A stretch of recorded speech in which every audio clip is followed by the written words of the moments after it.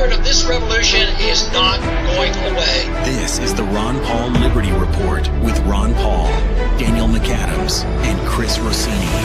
We are all ambassadors of the Ron Paul doctrine, and it's so simple. Just tell the truth. An idea whose time has come cannot be stopped by any army or any government.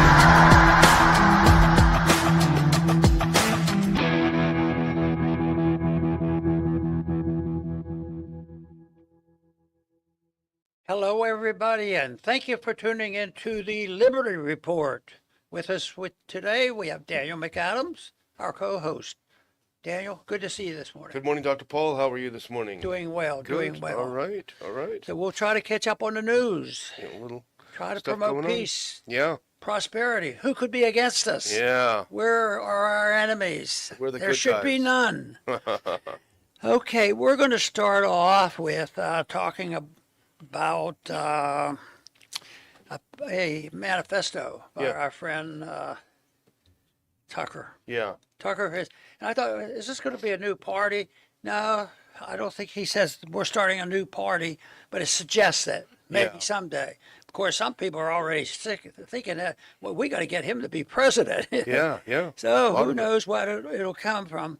But he released a 10-point manifesto on this, and people are thinking about third party, but I thought about third parties too, and I get asked about it all the time. And I ran as a third party at one time, and I have a little bit of an experience about it.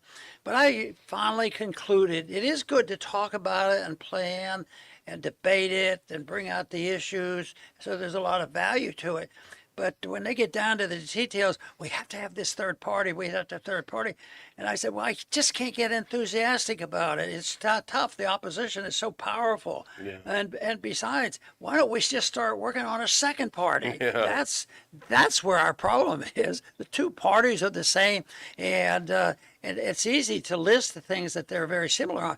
Is one party known to want to get rid of the Fed and have sound money? No. Does one party say, we're bringing troops home? Sometimes one party will be more interested in bringing troops home than the other. But no, the troops stay in.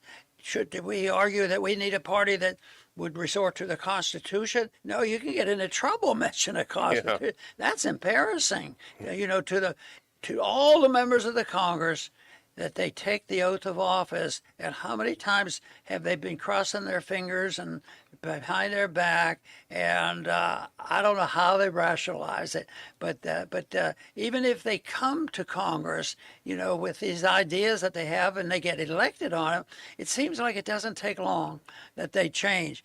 So here we're in a mess, and Tucker has certainly gained a lot of energy and reputation and influence now, so people pay attention to what he says. And Axios had an article out about that, and there's even a list of things that Carlson would attend to.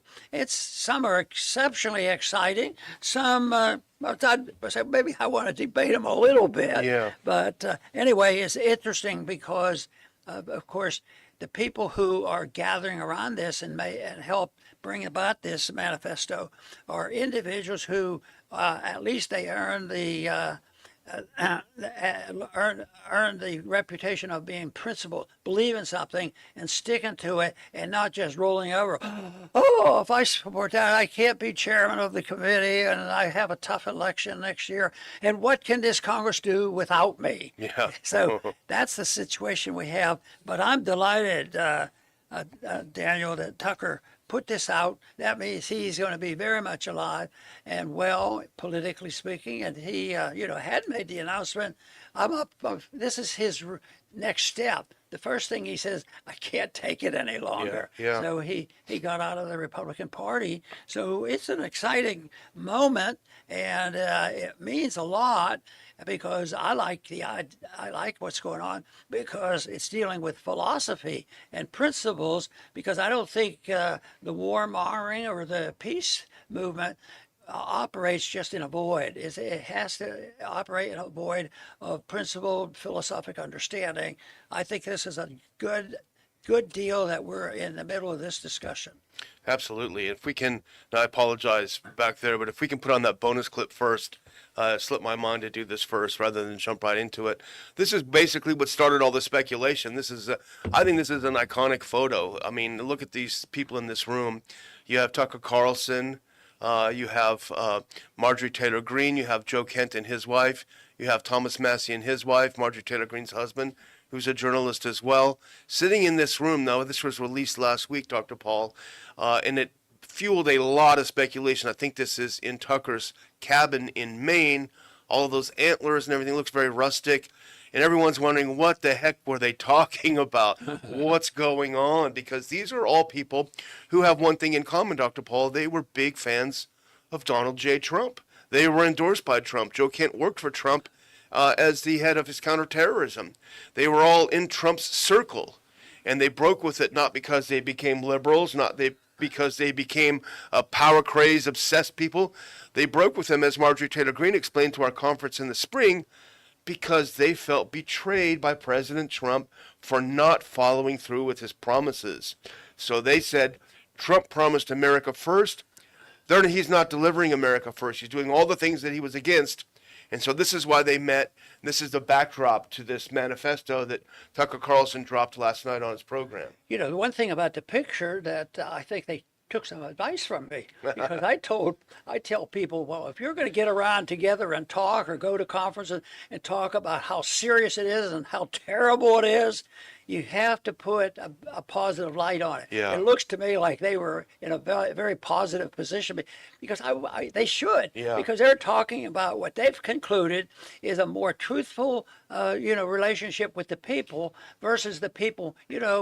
What do you hear from an administration, Republican or Democrat? There's always big problems because they're trying to do something they don't even know how to do or they should be doing, and it leads to fighting all the time. Yeah. So I hope this is the sign that, it can be a very positive thing. People can have a good time about it, but it's a lot better than who can be the loudest mouth and being most vitriolic about how terrible people are and that sort of thing. So I'm delighted that Tucker's getting active. Yeah, absolutely. And that picture, you're right, it's a great photo. Whoever took it did a splendid job. Speaking for myself, and I think I speak for a lot of people, all of us wish we were in that room. I would love to have just sat on the wall, in the back listening. Everyone wants to know what they were talking about. Can you imagine just the synergy there of people with different backgrounds? Well, let's take a look. You're right. Axios did a decent job covering it. Let's take a look at what his 10 points are. And someone else mentioned that this is there's not a lot of real details. There's not a heavy policy stuff. Go back one if you can. Which is actually good, because what he does, Dr. Paul, is he puts out a broad framework. So Tucker Carlson unveils 10-point manifesto amid third-party speculation. Let's run through a couple of these, Dr. Paul, in case people haven't read them. He says any successor to America's faltering political system must begin with shared understanding of what the country should be. Now, here's what he says it should be. Should be fair. The same rules should apply to presidents, federal agents, and elites such as Jeffrey Epstein. That's what you always say. If it's against the law for you to do it, it should be against the law for the government to do it. Sovereign. Carlson claimed Israel pushed the U.S. into the Iran war through bribery, threat, or both, describing foreign lobbying, corporate control of government, and high-interest debt as a form of slavery. That's a good point, I think. Let's go to that next one. Productive. It should be productive. America should rebuild farming, manufacturing, and craftsmanship while rejecting an economy dominated by finance, real estate speculation, surveillance systems, and weapons. Should be beautiful. Urban planners try to uglify cities, and they portray with brutalist architecture, graffiti, public drug use, violent crime, and deliberate attacks on the public. This aesthetic is nice. Should be healthy. It talks about RFK's food agenda. We should have a healthier diet. We should have more healthy options. Go to the next one now. 6, should be honest. Government officials should be punished. Go to the next one if you can. Should be punished for lying to citizens, and most of the classified records should be opened. Should be optimistic. Having children is a biological imperative and the foundation of a long-term thinking. It blamed aging and childless elites for policies that disregard future generations. Lindsey Graham. 8, wise. Schools should teach how the physical world actually works and what he called unchanging facts about human nature. Go to the next one. Decent. This is an important one, I think, Dr. Paul. And this is something that reminds me of what you've always said. The U.S. should apologize and pay restitution for killing non-combatants, reverse Trump's Department of War, rebrand and stop funding allies that commit what Carlson called genocide, citing Israel, and united. Carlson called for halting immigration until the effects of AI become clearer, ending benefits for undocumented immigrants, and making English the sole language of federal documents and ballots. Sorry to talk about it so long, but just to put it out there, you're right, Dr. Paul. Most of those we would agree with. Some might not exactly be our priorities. That's true, and I think it's a very great product that they did and brought people together. But they started in a healthy way. They started by agreeing on moral principle, that there's a limit to how politicians should operate. You're supposed to do what you say and do what you promise. And I think that's the biggest point here. But I do want to just bring up the subject a little bit more about number 3, and that's being productive, because it's one of my favorite words because it's so practical. And I have had it happen for many years, whether it's a child or a grandchild coming home from school. I inevitably ask him the question that pops in my head: what did you do today that was productive? And I think production is a result to some religious beliefs. It's creative. And I think there's a destiny in most people, and when they don't understand or don't do it, or they become destructive, they become miserable, and it's a total negative. It's and the kind of this is really a moral responsibility, but the political system either encourages or destroys it. But I think that that is what creates the productivity. Creation is a creative, and it's a moral thing.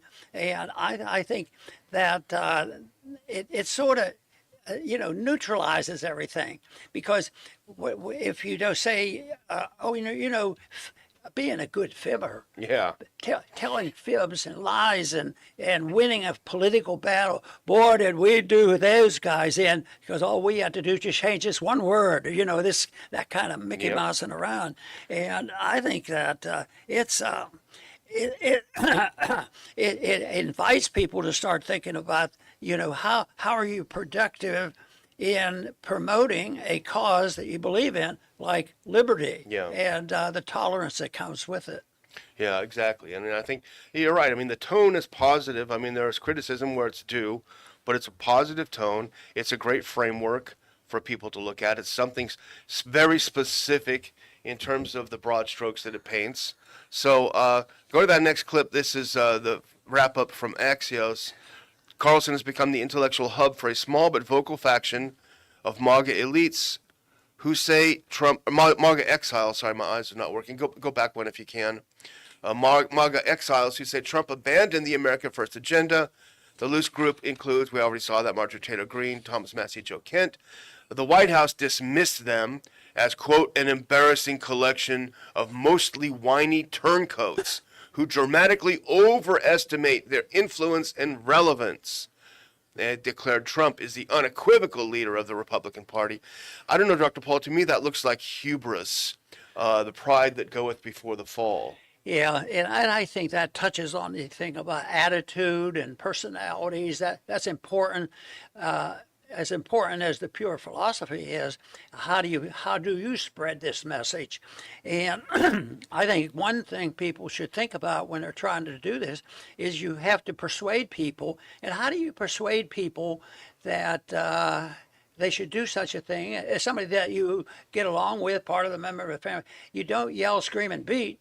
What you do, you persuade them, and persuasion is what is necessary in politics. But most of the time, there is persuasion doing the wrong thing. I'm going to persuade you because it's not what you guys are doing is impractical. How are you going to solve our problems if you don't use a little bit of force and a little bit of redistribution of wealth? Are you going to let these companies go broke if you don't bail them out just because they're doing a lousy job? That sort of thing. And this, the persuasive principle, is a challenge to the authoritarian principle, Yeah. where you do it my way, or get out of my way. Yeah, exactly. And that makes a bit. So in politics, I think people should be more polite. Yeah, yeah. And I was always taught that if anybody uses a bad word, that means you don't have much of a vocabulary. Yeah, that's what true. about the politicians? They even use it on. Have you ever heard it on television? Yeah, in Congress, yeah. In Congress too. Yeah, it's Oh terrible. boy. Well, the thing that gets me is just the credibility. There's a huge credibility crisis. We've talked about it on the show all the time. When President Trump says something, and then he says something different the next day. He'll sign a memorandum of understanding, then he'll break it within an hour. There's just no credibility. Even if you don't like the political direction of these people in the room in that first photo, they have credibility. They all have credibility. They've never said one thing and done the other. Massie has been the most consistent member right now, the current Congress and the House. Completely consistent and very transparent. This is what I do. This is what I'm going to do. The same with Marjorie Taylor Greene, And I think the average person can determine this. A lot of times they know it and are frustrated and moan about it, and what are they going to do about it? But during the campaign, I would have people come up and say, "Ron, I liked what you said. That was really good, and I want to try to do the same thing." And they will praise me for respecting the Constitution. And then one time I asked one young man who said that, I said, "Why are you talking to me?" I said, "The candidate next to me said essentially the same thing, that we should do that." I said, what was the difference? He says, "We didn't believe him." Yeah, exactly. So it is credibility. And you can't teach it. It comes from the person from within. They're either going to be honest with themselves. You can't be honest with other people if you're not honest with yourself. And I think we're conditioned to, be dishonest with ourselves to get by and feel better, feel good about it, even though it isn't deserving. And yet I think that's where, real satisfaction comes from. Yeah. It is artificially trying to produce it. And also there's this kind of self-sacrifice, because if you look at Marjorie Taylor Greene and Joe Kent, both of them could have just kept quiet. They were in great positions. Marjorie Taylor Greene was headed toward leadership in the House. She had a strong following in the House. She could have just been quiet, kept voting the right way with Trump, and things would have been turned out fine. The same with Joe Kent. He had a senior position in the administration. He had an enormous amount of power. I'm sure it was a very interesting and challenging job. He could have just zipped his lips, go with the flow, and maybe he'll go and start a think tank or whatever. Who knows what was next for him. But both of them put all of that on the line because they didn't like it when someone was untruthful. And they lost essentially a lot, but they're gaining a lot more. See, I think one thing that has come out even with this little debate, but with the general debate in both parties, and I think it's very worthwhile, and that is the war issue has become very, very important. Yes. And both parties are split over it. And it has to do with when you go to war and who our allies are, how much money you're going to spend. It'd be out of necessity, because they're running out of weapons. How are you going to fight a war if you don't have any weapons? So, but they've run out of money a long time ago, and they've been continue to fool the people that we have a printing press, and as long as people take it, we're okay. But every single day, when things become less affordable, it means the dollar's going down, and people aren't being able to afford just a decent standard of living, and it has to do with the lies told to us. I like this idea that they're cracking down on all the fraud. Government doesn't create fraud, but what about the fraud of stealing from people, calling it legal, and taking and being proud of it in order to give it to somebody else? Yeah. And they said, well, you have to be humanitarian, and create New York City. Yeah, it's all based on humanitarianism. And look at it, and that is what seems to be grabbing hold. Yeah, exactly. Well, you can print money, but you can't print missiles, as you say. Let's skip ahead to that Trump-Hegseth clash at Camp David. We'll skip a couple of slides here. I think we covered that one as well as we can. Trump and Hegseth clashed at Camp David. Go forward. There we go. This is from the Washington Post. They clashed at Camp David over Iran missile depletion concerns. Go to that next one. Here's what the article is about. President Donald Trump's frustration over the Iran war boiled over at Camp David last week, where he demanded answers from Defense Secretary Pete Hegseth on why he had apparently been misled on extreme missile shortages that now threaten to limit military operations with Iran. The people familiar with the exchange told the Washington Post, big caveat there, who knows? The encounter took place on the sidelines of the cabinet meeting at Camp David on Friday, where Trump, now this is important, Trump vented at Hegseth that he thought the munitions issue, quote, had been fixed, according to people familiar with the conversation.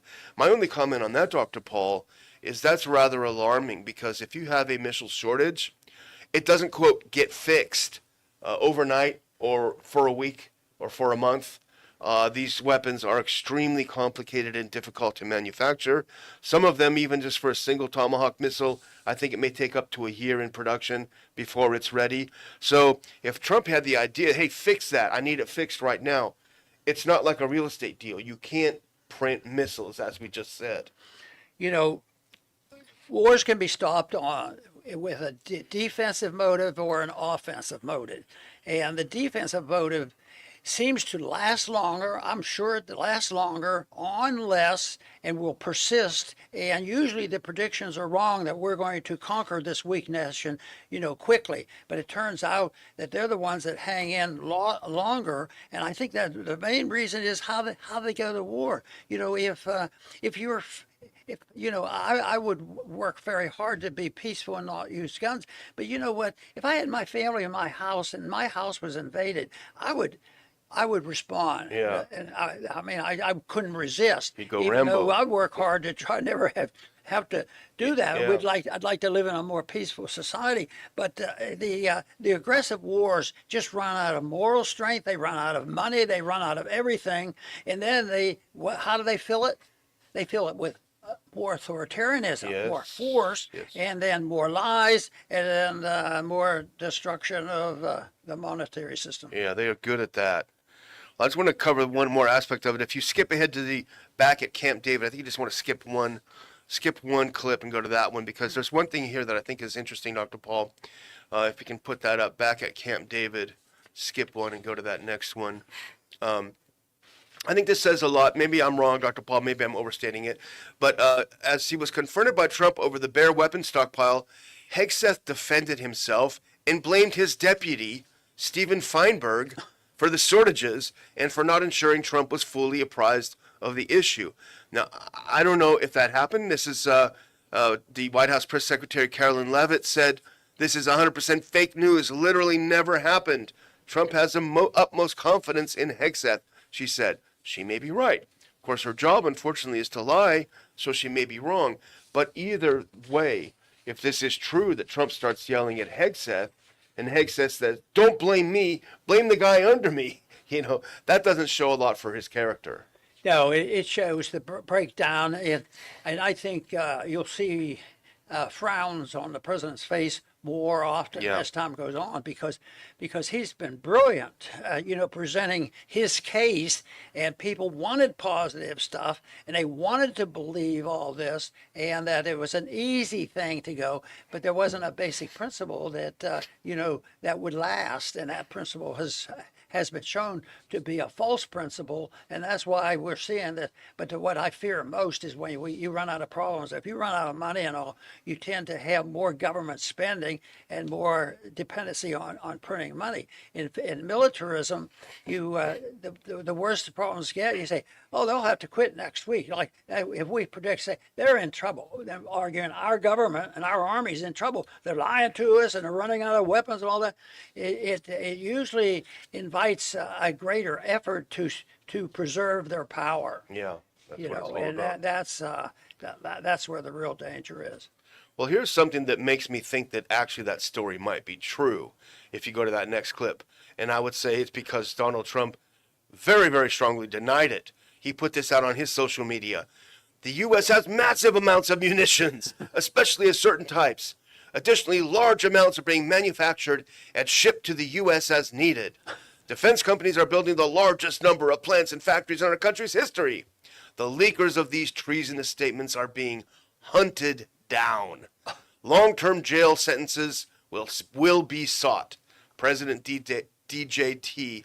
Again, he seems to be unaware of the fact that it takes a long time to manufacture these weapons. But Professor Glenn Deason, who has a great podcast that I highly recommend, he commented on Trump's comment, saying, put that back up, please. Commented on Trump's comment saying, Trump threatens to hunt down and jail people who argue that the U.S. weapon stockpiles are being depleted, which is, again, is very, very bizarre. But large amounts are being manufactured and being shipped to the United States. Where are They're not even dependent on the manufacturing industry that they say really won the war, Yeah. World War II, is because it was still alive and well. But here he brags about, well, we're importing.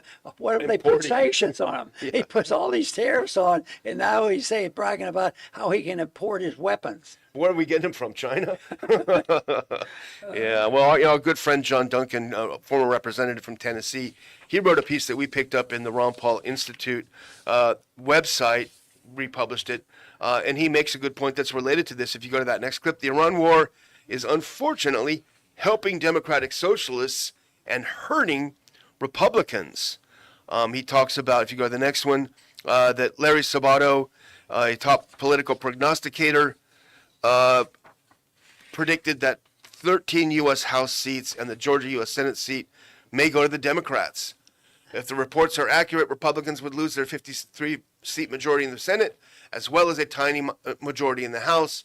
Of course, sometimes a week or two is long in politics. Republican candidates have been going down in polls all over the country since the Iran war started. On February 28th, writes John Duncan, the war has been described as the most unpopular war in U.S. history, with 70% of Americans opposed to it. You know, what we hear here, there's unintended consequences to wars that are starting in a miserable way, you know, without proper knowledge and debate and, you know, a resolution to go to war. And it's unintended. And then they wonder why it was a problem, because there wasn't the right people. How often have I mentioned about the home team always wins? Yeah. You know, when we destroyed Vietnam, they were on their heels all the time, but they're still there. But the total irony of it all is it didn't take too long after the Vietnam War was over that we started trading with them. We could visit them.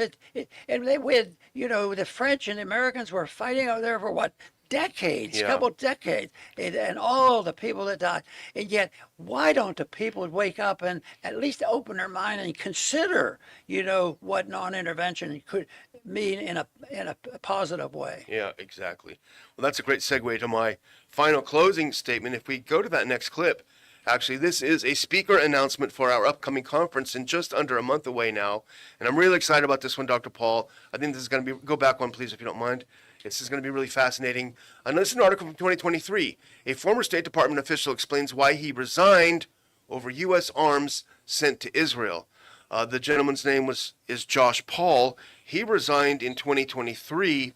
He had a pretty important job, Dr. Paul. He was Director of Congressional Public Affairs for the Bureau of Political Military Affairs in the U.S. Department of State. As such, he was responsible for approving major arms transfers and sales. That's what he did at the State Department. And this is as the slaughter in Gaza was really picking up. And he was seeing that we kept shipping more and more weapons paid by American citizens to kill civilians in Gaza. And he did everything he could within the system, say, hey, this is against the law, this is against our rules. Nobody wanted to hear it in the Biden administration. So he did something that we both respect enormously because Joe Kent did it. He resigned. I'm not going to be part of this charade. I'm not going to be part of this.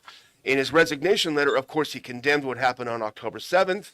He's not a partisan in that way, but he says, I can't be part of a system that's sending our weapons to kill innocent civilians overseas. So I had a great talk with Josh Paul. I thought he might be related, maybe one of the grandkids or something. He's not related, but we have related an understanding about integrity and war. Exactly. So he and I had a great talk, and I invited him to speak. I hadn't really been that familiar with him. In fact, my friend, your relative, Will Paul, is the one who introduced me to him because he met him and they had a long chat and recommended that I talk to Josh.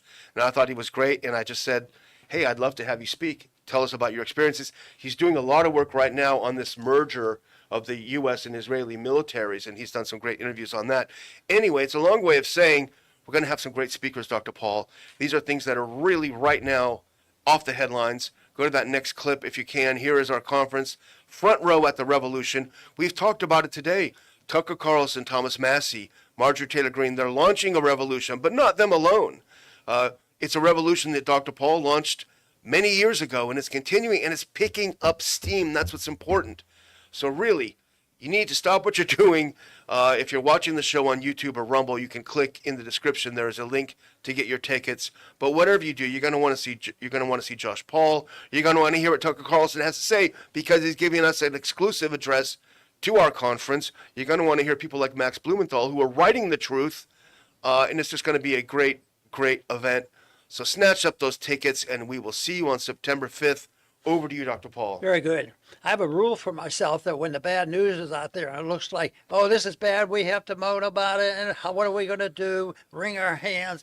And my effort is to convince myself that you should take that and take the bad news and turn it into good news and use it as an excuse, waking up people. And, you know, I think this just recent election, you know, Jimmy, address the subject. What really does this mean? Does this mean the whole country is going to go democratic socialist? Well, we don't know that because maybe it's going to backfire on them. Maybe what happened is the Republicans, in spite of themselves, they might have an easier way, but we can't tell on how the people are going to respond.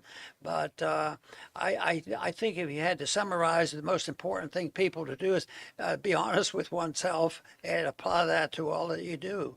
And I think that it would be a much more peaceful, prosperous world. I want to thank everybody for tuning in today to the Liberty Report. Please come back soon.